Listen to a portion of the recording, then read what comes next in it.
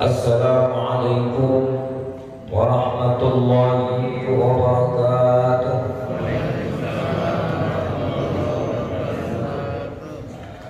Bismillahirrahmanirrahim.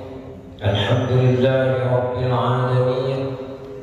Wassalatu wassalamu ala asyrafil anbiya'i wal mursalin, sayyidina wa habibina wa syafi'ina wa maulana Muhammad wa ala alihi wa sahbihi wa man tabi'a hudahu ila yaumiddin. Inna asdaqal hadithi kitabullah wa khairul hadyi hadyun nabiy Muhammadin sallallahu alaihi wasallam. Subhanaka la ilma lana illa ma 'allamtana innaka antal alimul hakim. Rabbi shrah li sadri wa yassir li amri wahlul 'uqdatam min lisani yafqahu qawli. Wa ba'du, hadratul ulama, para guru-guru kita, para ulama, para kiai, para asatidz yang sama-sama kita muliakan. Semoga Allah Subhanahu wa taala senantiasa memberikan kesehatan pada mereka. Amin. Sehingga tetap bersama kita. Para jamaah rahimakumullah. Alhamdulillah, senantiasa kita bersyukur kehadiran Allah Subhanahu wa taala. Pagi ini di hari pertama, hari Tasyrik, kita menyempatkan diri kita untuk ta'lim. Semoga ibadah kita, seluruh rangkaian ibadah kita senantiasa diterima dan mendapatkan ridha Allah Subhanahu wa taala. Amin. Kita lanjutkan kajian kitab Nuzhatul Majalis yang masih membahas tentang keutamaan hari raya, takbir dan berkorban. Bismillahirrahmanirrahim. Qala al-musannif rahimahullahu ta'ala wa nafa'ana bi 'ulumihi fid dharain amin. Fawaidu al-ula an Abi Hurairah radhiyallahu anhu 'an an-nabiy sallallahu alaihi wasallam qala zayyinu a'yadakum bit-takbir, zayyinu a'yadakum bit-takbir. Ada beberapa faedah yang disebutkan oleh Syekh As-Safuri dalam kitab Nuzhatul Majalis yang membahas tentang keutamaan hari Arafah, dua hari raya, takbir dan menyembelih kurban.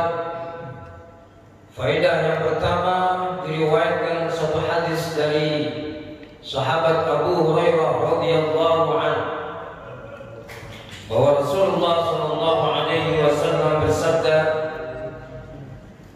zayyinu a'yadakum bitakbir, hiasilah hari-hari rayamu dengan bertakbir. Kita memperbanyak takbir. Wa fi riwayati Anas, zayyinul 'aidaini bit-tahlil wat taqdis wat tahmid wat takbir. Hiasilah dua hari rayamu dengan tahlil, itu la ilaha illallah, la ilaha illallah. Dan ingatkan kepada teman-teman supaya membaca tasydidnya itu yang jelas, karena masih banyak saya temukan membaca takbir itu tasydidnya kurang, sehingga membacanya la ilaha illallah, apakah adzan atau yang lain, masih banyak membaca kalimat tauhid, kalimat thayyibah ini membacanya kurang nempel. La ilaha illallah. Jadi jangan sampai dibaca la ilaha illallah, karena itu artinya tidak ada Tuhan kepada Allah. Jadi tahlil adalah mengucap la ilaha illallah. Kita tahlilan karena kita intinya membaca banyak kalimat tauhid la ilaha illallah. Wa taqdis, dan taqdis mensucikan Allah Subhanahu wa taala, membaca subhanallah. Wa tahmid, membaca tahmid alhamdulillah. Wa takbir, dan membaca takbir. Kita hiasi hidayah baik itu Idul Fitri maupun Idul Adha dengan memperbanyak tahlil, taqdis, tahmid, takbir. Takaraha fil muntakhabi an hilyati Abi Na'im. Itu disebutkan oleh Abu Na'im di dalam kitab Al-Muntakhab. Qala Nabi sallallahu alaihi wasallam, akthiru min at-takbir lailat 'Eid an-Nahr ila akhir ayyam at-tashriq khalf as-salati thalatha fa innahu yahdimu ad-dhunuba hadman. Rasulullah sallallahu alaihi wasallam bersabda, perbanyaklah membaca takbir pada malam hari raya Idul Adha sampai akhir hari tasyrik, yaitu 3 hari sesudah hari raya Idul Adha, tanggal 11, 12 dan 13, yaitu sampai asar, dan itu dibacanya sesudah sholat. Oleh karena itu sebelum sholat kita biasa saja membaca sholawat, membaca yang lain-lain sebelum sholat, membaca takbirnya sesudah sholat maktubah. Jadi kalau tidak sesudah sholat maktubah, nggak usah membaca takbir. Jadi membaca takbirnya pada hari-hari tasyrik itu mengiring-iringi sholat fardu, sholat maktubah.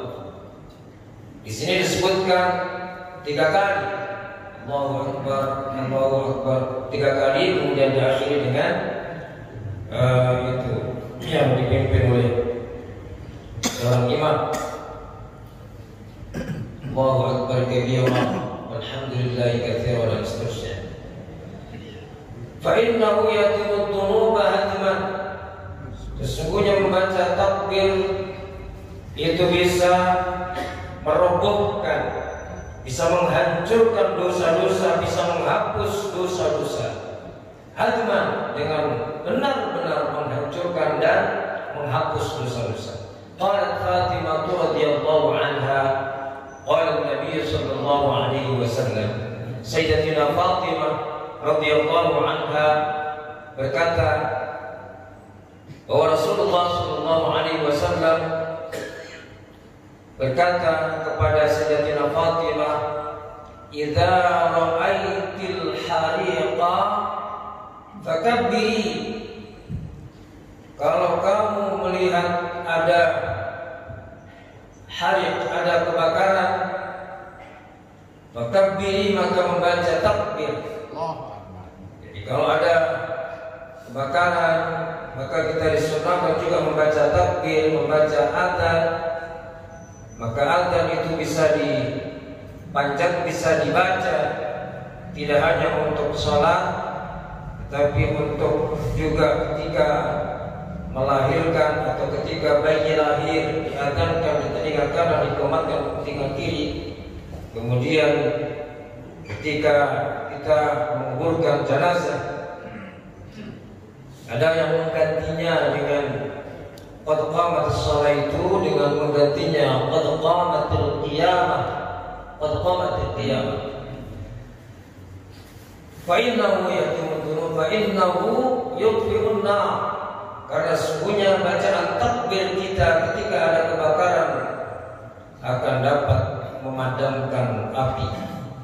Qala fi Rawdah takbiratul Lailatul Fitri agatu min takbiratul adha, min takbiril adha. Membaca takbir pada malam hari raya Idul Fitri itu lebih dianjurkan, lebih dikuatkan, lebih dikukuhkan sunnahnya, anjurannya daripada takbir hari raya Idul Adha. Salatul Aidaini afdalu min salatin nafilah. Salat dua hari raya itu lebih utama daripada salat-salat sunnah yang lain. Salat dua hari raya itu lebih utama daripada salat-salat sunnah yang lain. Wa yukabbiru khalfal fa'idah wan nafilah, dan baca takbir di belakang salat-salat yang sudah terlewat. Kalau seandainya qadha wan nafilah wal janazah min subhi Arafah, dan juga jenazah dari subuh hari Arafah ila asr akhir ayyam tasyrik, dari mulai subuhnya hari Arafah. Jadi disunnahkan membaca takbir pada hari raya Idul Adha itu mulainya sebetulnya dari subuh hari Arafah sampai akhir hari tasyrik.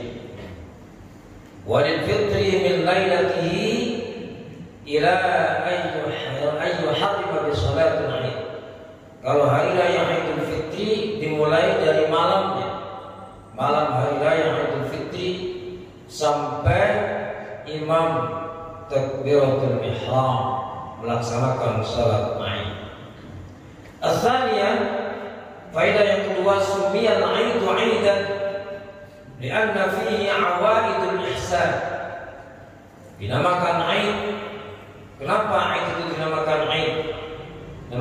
Di mana Id itu dari kata ada yang kembali, karena di dalamnya ada awaidul ihsan, kebaikan-kebaikan yang kita ulang, wa fawaidul imtina, dan faidah-faidah imtina dari Allah Subhanahu wa taala ila 'abdihi, kepada hambanya. Imtinan itu adalah anugerah nikmat dari Allah Subhanahu wa taala. Mengingat kembali kenikmatan itu namanya imtinan. Oleh karena itu Allah memiliki sifat al-mannan, mengungkap kembali anugerah nikmat yang diberikan Allah kepada kita. Itu al-mannan yang kemudian kita artikan dengan membangkit. Sebagaimana firman Allah, ya bani Adam adhkuru ni'mati allati an'amtu 'alaikum, wahai Bani Israil, ya Bani Israil adhkuru ni'mati allati an'amtu 'alaikum. Wahai Bani Israil, ingatlah nikmat-nikmatku yang telah aku berikan kepadamu. Allah memerintahkan Bani Israil untuk mengingat nikmat-nikmat, itu namanya imtinan, dan itu tidak boleh kita tiru. Sifat Allah al-mannan itu tidak boleh kita tiru. Itu hanya Allah yang boleh melakukannya. Kamu apa nggak ingat nikmat-nikmatku yang telah aku berikan kepada kamu? Itu hanya Allah yang boleh. Kita tidak boleh melakukan itu. Sebab kalau kita melakukan itu, maka hapuslah pahala yang sudah kita berikan. Kita pernah menolong keponakan kita untuk kita kuliahin dari S1 sampai S3. Kemudian kita katakan kepada dia, emang kamu nggak ingat pernah saya bantu, saya kuliahin, sekarang saya minta bantuan saja nggak mau, maka terhapuslah seluruh pahala yang diberikan kepadanya. Itu al-imtinan, al-man. Ya ayyuhalladzina amanu la tubtilu shadaqatikum bil manni wal adha. Wahai orang-orang yang beriman, jangan kamu batalkan sedekahmu dengan al-man, dengan membangkit. Jadi ini al-imtina. Kemudian dikatakan Aid karena adanya imtina min Allah ila 'abdihi, wa qila bi annahu ya'budu bi farahin jadid. Dan dikatakan Aid karena setiap tahunnya kita semua melewatinya dengan penuh kegembiraan. Bi farahin jadid, dengan kesenangan yang baru, kegembiraan yang baru. Zakarahu Razi fil Ma'idah allati nazalat ala Isa wa qaumihi fi safarihi hadra baina wa mamatayn. Jamaah rahimakumullah,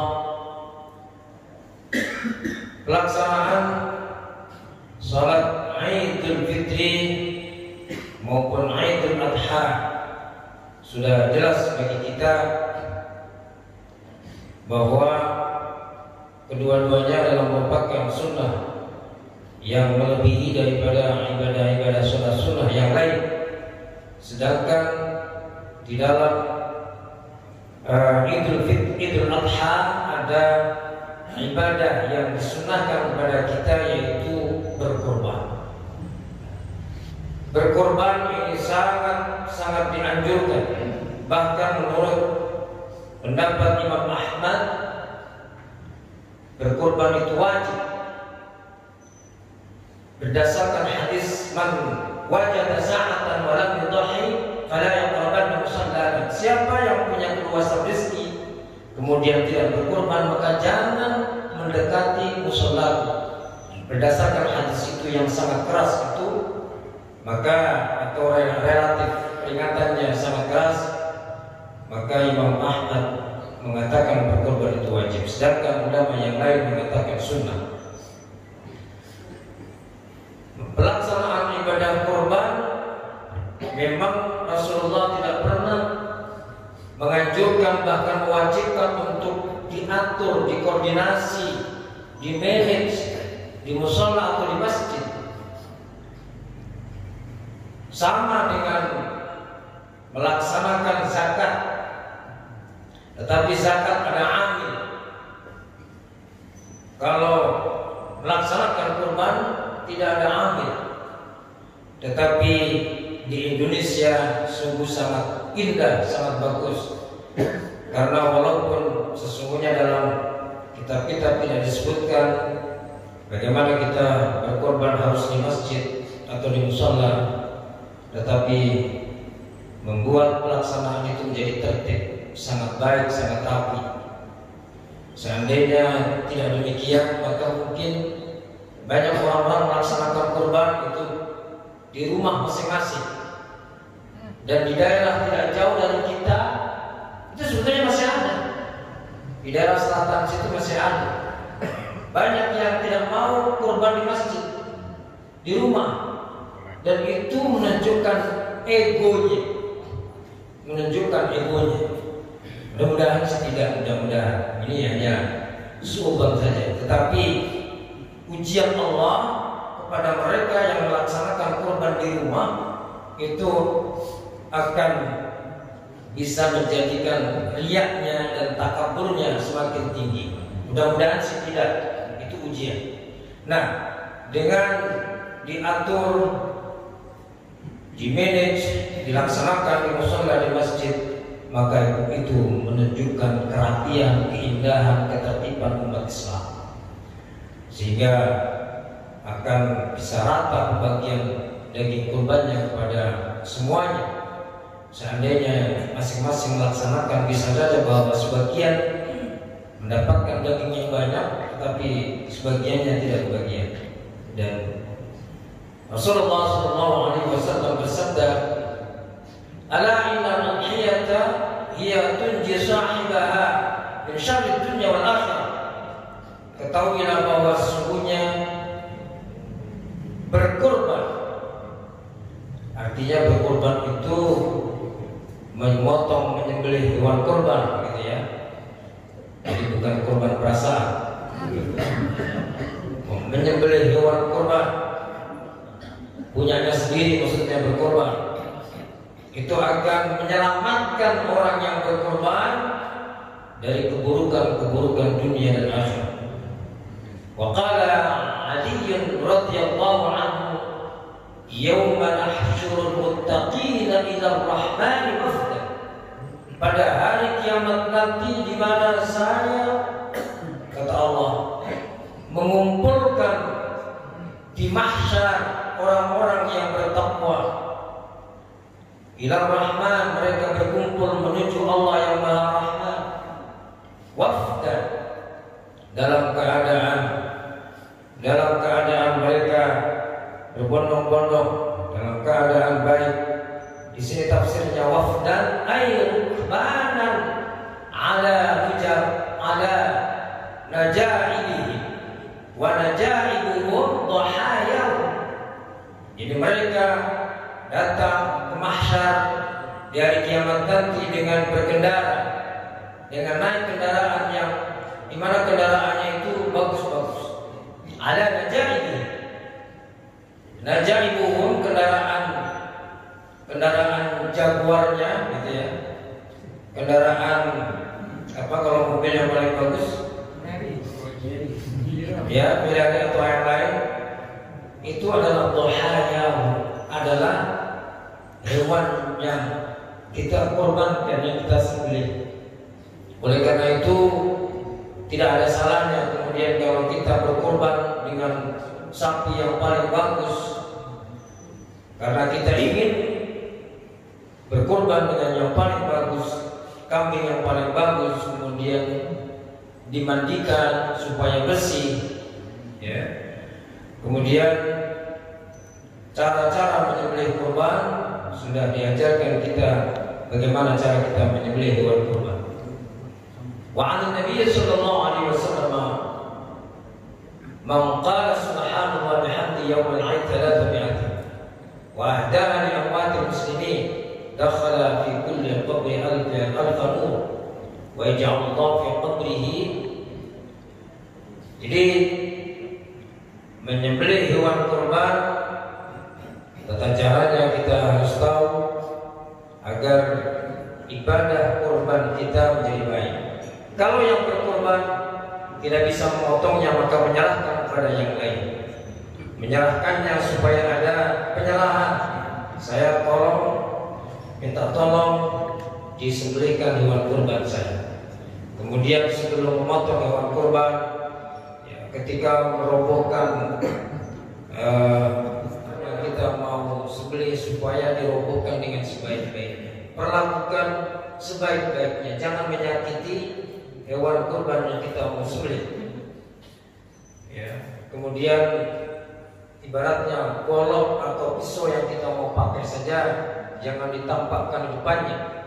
Kita sudah dirobohkan, sudah siap mau kita sembelih, kita baca Bismillahirrahmanirrahim, membaca shalawat Allahumma sholli ala sayyidina Muhammad wa ala sayyidina Muhammad.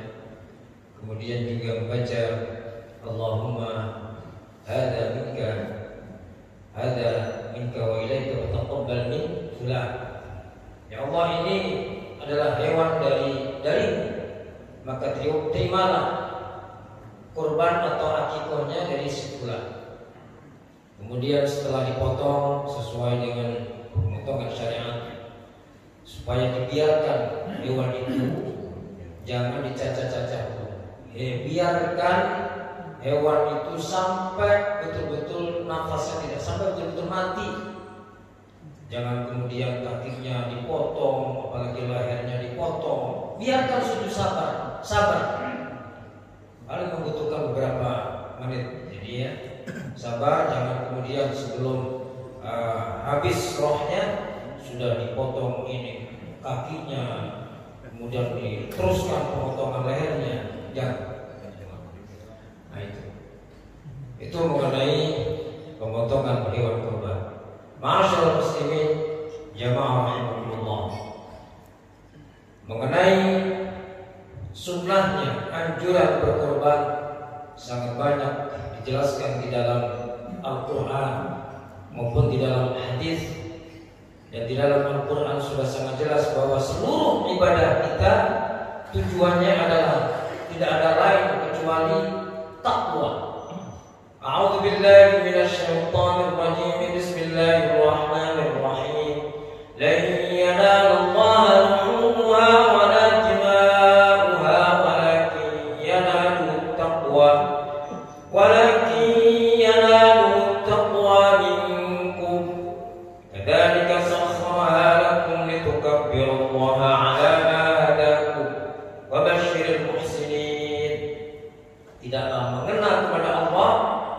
bukan ukuran besarnya hewan kurban.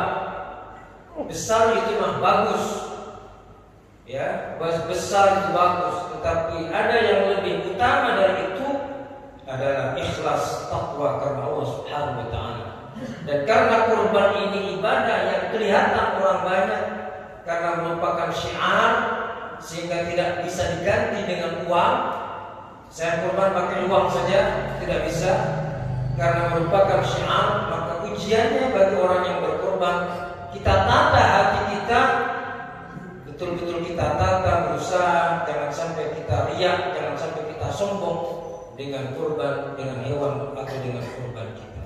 Sehingga mudah-mudahan dengan demikian Allah menerima sebelum darah itu menetes, kurban kita sudah diterima oleh Allah Subhanahu wa Ta'ala. Amin ya rabbal alamin.